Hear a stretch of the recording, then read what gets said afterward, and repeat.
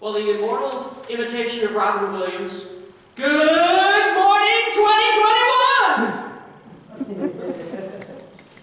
Yeah, it's an old movie by now.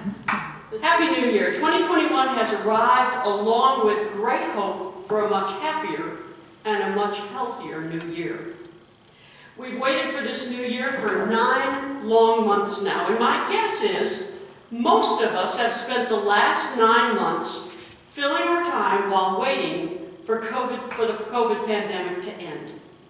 I've heard people say, well, we can't go anywhere or do anything or see anybody, so I'm filling my time with baking, supervising online education, my job, sewing, woodworking projects, knitting, watching sports on television, cleaning, reading, and talking to my family on Zoom. As a group, the Lakeshore family has done well, being patient as we have filled our time with as much meaning as we could. But my belief is most of us are ready to stop filling our time. My belief is most of us are ready to get busy again.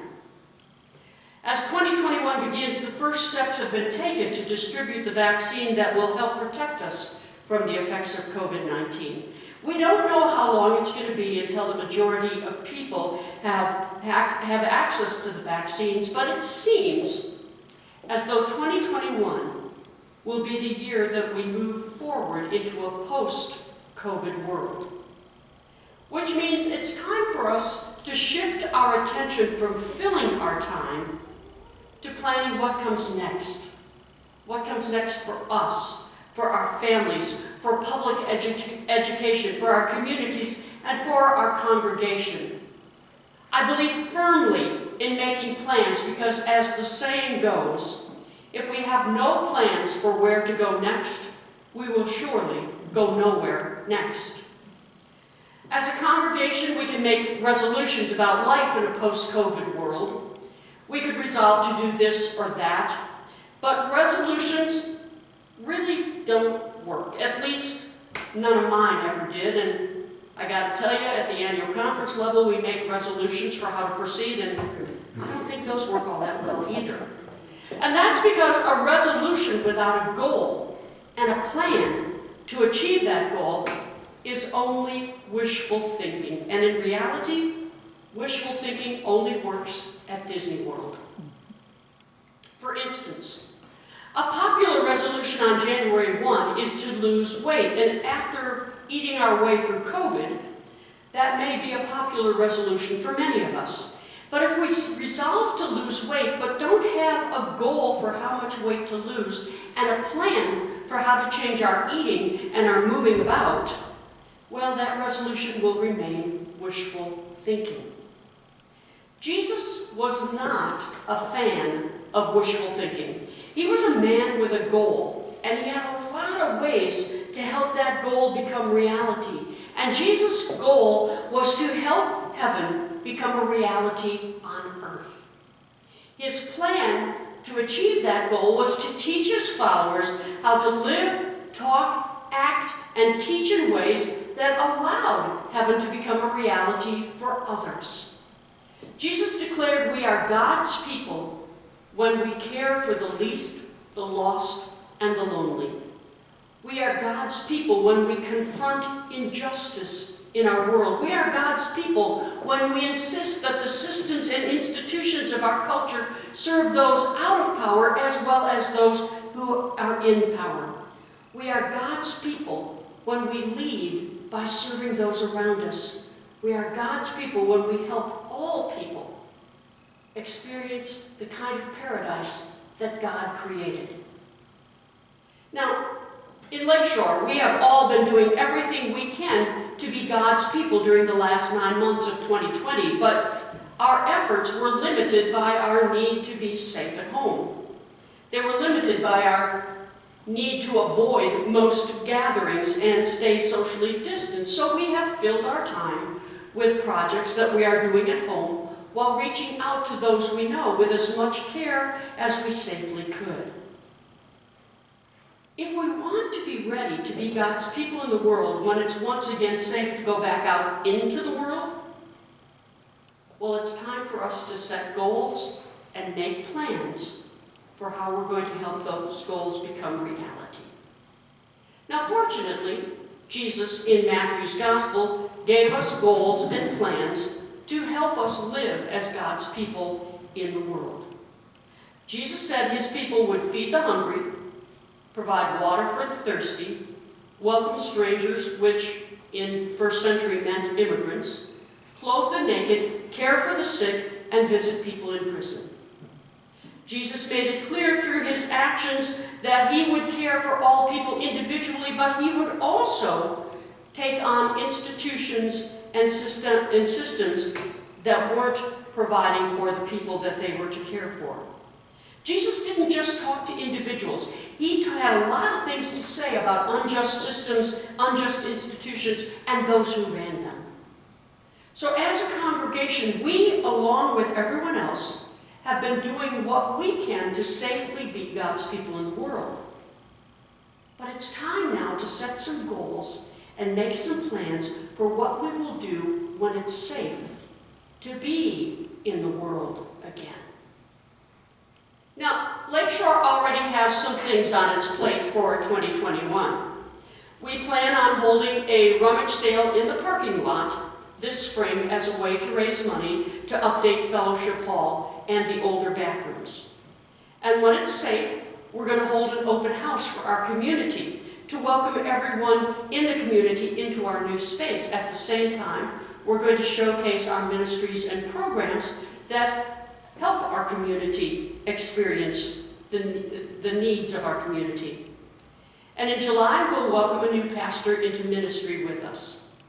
And those are all good and worthwhile events that need time and energy to plan and execute. Now, the problem is these events, while worthwhile, do not satisfy Jesus' goal of helping heaven to come on earth. Those events, in and of themselves, do not really focus on caring for the least, the lost, and the lonely. They don't insist in any way that we feed the hungry, provide beverage to the thirsty, care for the sick, clothe the naked, or visit people in prison.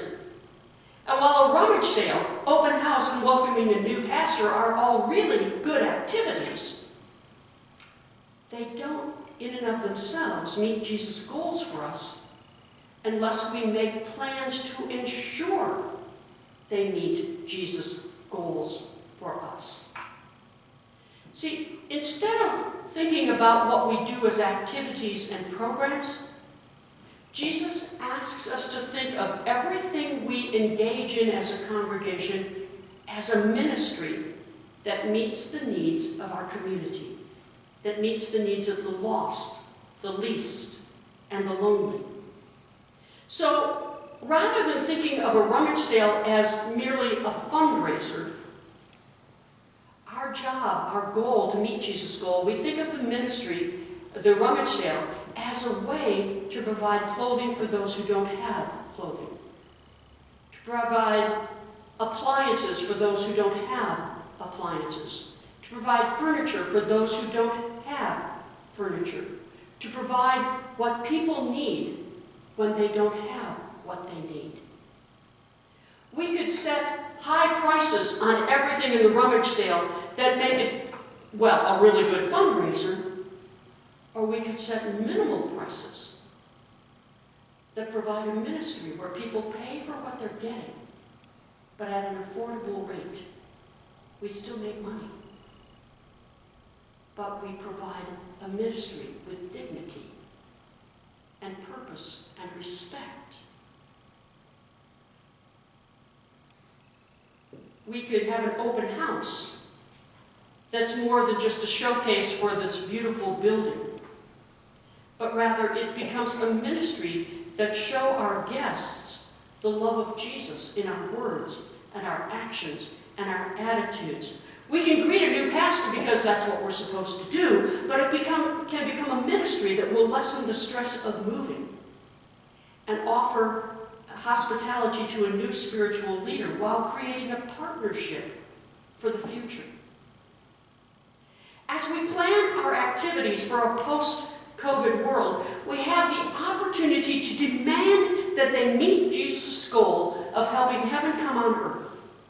We have the opportunity to plan activities at Lakeshore that allow us to be God's people reaching out into the world in ministry. We have the opportunity, excuse me, to be God's people who serve others at the same time we serve each other.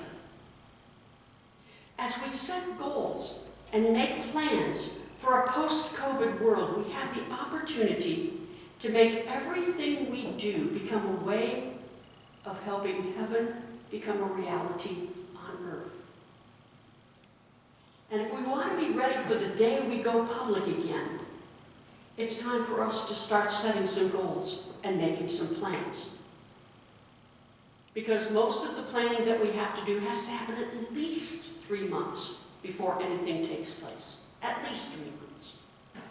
Now, if planning activities in this way, where it's not just planning an event, but it's planning an event that is also a ministry, if that's something that excites you, please call me or call the church office, because we need people to volunteer your time for planning a rummage sale ministry, an open house ministry, welcoming a new pastor ministry. And if you have ideas for other ministries, because these three things don't appeal to you at all, come talk to me. If you're tired of filling your time and want to get busy helping our congregation bring heaven on earth, talk to me. Call me, call the office, text me, email me, because we've had enough of filling time. Amen? Amen. We've had enough of finding things to do so we feel like we're being productive. No, it is time to make goals and plans so that everything we do as a congregation invites others to experience heaven on earth.